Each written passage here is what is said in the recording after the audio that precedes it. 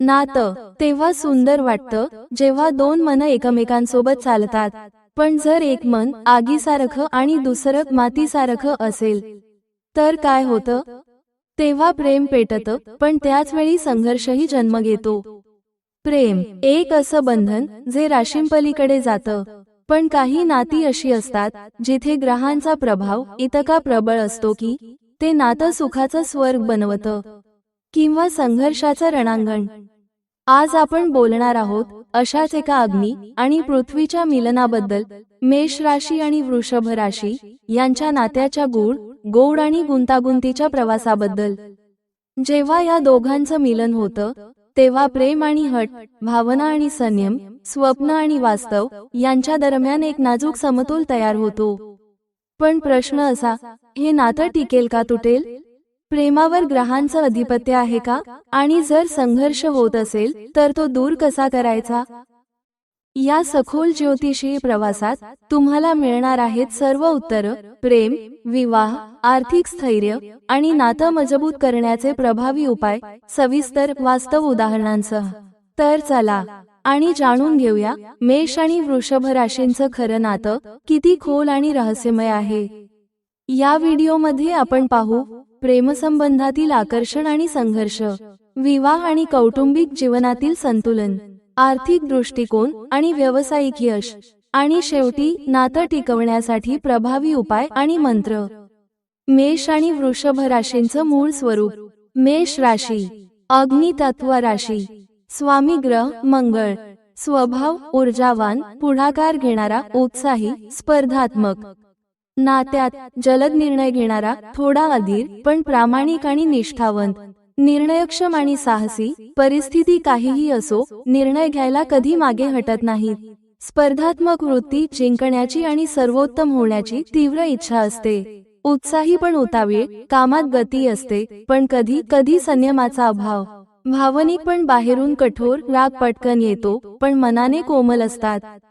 वृषभ राशी पृथ्वी तत्व राशी. स्वामी ग्रह शुक्र. स्वभाव स्थिर, संयमी, सौंदर्यप्रेमी, आर्थिकदृष्ट्या जागरूक. नात्यात भावनिक, स्थैर्यप्रिय पण थोडा हट्टी आणि मालकी भाव असलेला. धैर्यवान आणि संयमी, कुठलीही गोष्ट वेळ घेऊन पण पूर्ण अचूकतेने करतात. विश्वासू आणि निष्ठावान, नात्यांमध्ये प्रामाणिक आणि स्थिर. सौंदर्यप्रेमी, संगीत, कला, निसर्ग आणि आरामदायी जीवनाची आवड.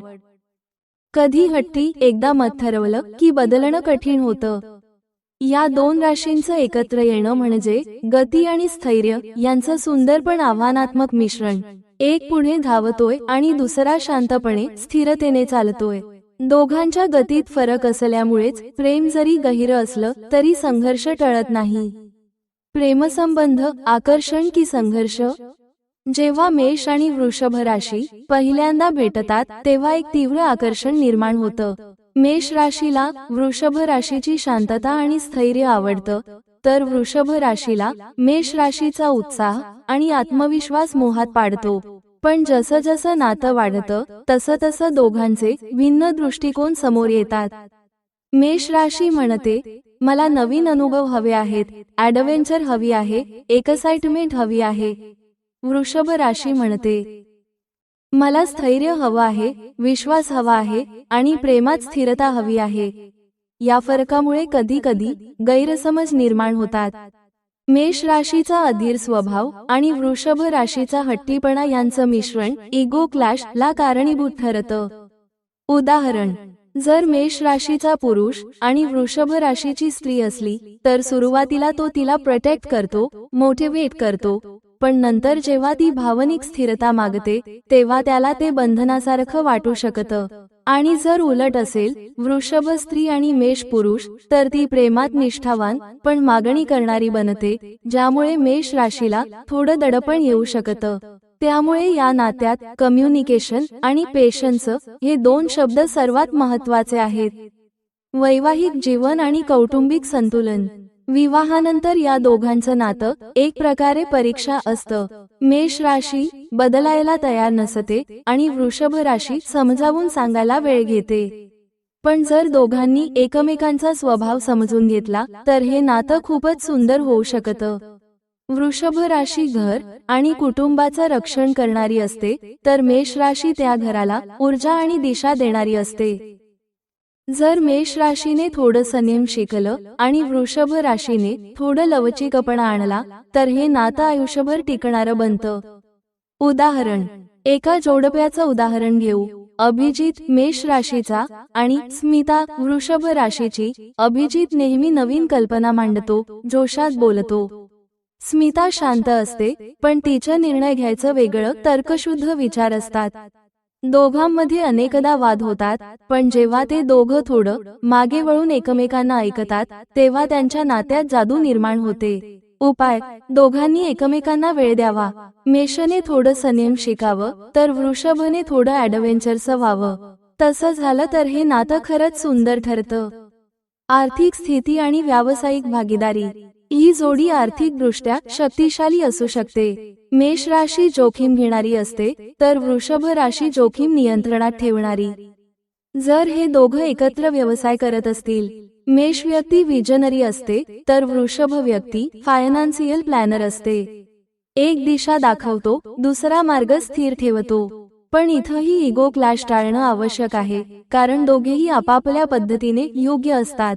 जर विश्वास आणि पारदर्शकता ठेवली तर या जोडीतून असामान्य आर्थिक यश मिळू शकतं. नातं टिकवण्यासाठी उपाय, मंत्र आणि ज्योतिष उपाय. शुक्र मंगळ समतोल साधण्यासाठी उपाय, दर मंगळवारी हनुमान चालीसा वाचा आणि दर शुक्रवारी देवी लक्ष्मीला पांढऱ्या फुलांचा नैवेद्य द्या. हे दोन्ही ग्रहांचं संतुलन राखतं. प्रेमसंबंधासाठी रत्न उपाय. मेष राशी माणिक, वृषभ राशी हिरा किंवा झिरकॉन, पण ते फक्त योग्य जन्मकुंडली सल्ल्यानुसार घ्या.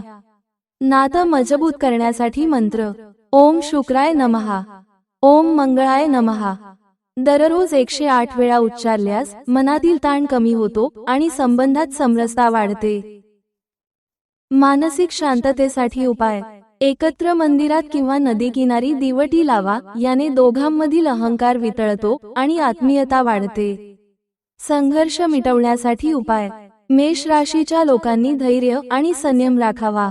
वृषभ राशीच्या लोकांनी लवचिकता आणि संवाद वाढवावा. दोघांनी एकत्र शुक्रवारचं लक्ष्मी पूजन करावं. ओम शुक्राय नमः या मंत्राचा जप केल्याने प्रेमसंबंध मजबूत होतात. एकमेकांशी रोज मनमोकळं बोलणं ही सगळ्यात मोठी उपाययोजना आहे. निष्कर्ष, प्रेम म्हणजे फक्त एकत्र राहणं नाही, तर एकमेकांच्या भिन्नतेला स्वीकारणं. मेष आणि वृषभ राशी नातं टिकवू शकतात जर त्यांनी मीचं रूपांतर आपण मध्ये केलं तर. जेव्हा मेष आपल्या जोडीदाराच्या शांततेला सन्मान देतो आणि वृषभ त्याच्या ऊर्जेला समजून घेतं, तेव्हा हे नातं आयुष्यभर टिकणारं ठरतं. अग्नी आणि पृथ्वीचं मिलन हे नशिबाने ठरतं आणि योग्य समजुतीने चालवलं तर हे नातं आकाशासारखं असीम होऊ शकतं. प्रत्येक नातं हे ग्रहांपेक्षा मोठं असतं. राशी फक्त दिशा दाखवतात, पण चालायचं काम आपलं असतं. मेष राशीच्या आगीत जिद्द आहे, तर वृषभ राशीच्या मातीमध्ये स्थैर्य आहे. जर दोघांनी समज आणि संयमाने एकमेकांना स्वीकारलं तर हे नातं आयुष्यभर सुगंधी फुलांसारखं फुलतं. पण जर अहंकार आणि हट्ट आला तर अग्नी आणि माती एकमेकांना जाळू शकतात. म्हणून लक्षात ठेवा, प्रेम टिकवण्यासाठी उपाय ग्रह सांगतात, पण त्याला जीव देणं हे मनाचं काम आहे. तुम्हाला आजचं विश्लेषण आवडलं असेल तर व्हिडिओला लाईक शेअर जरूर करा. तुमच्या राशीशी संबंधित प्रश्नांसाठी खाली कॉमेंट करा. पुढील व्हिडिओत मी नक्की त्यावर सखोल माहिती देईन. आणि हो, सबस्क्राईब करा तुमच्या चॅनेलला, जिथे आपण प्रत्येक राशीचा भावनिक आणि आध्यात्मिक प्रवास समजून घेतो. धन्यवाद.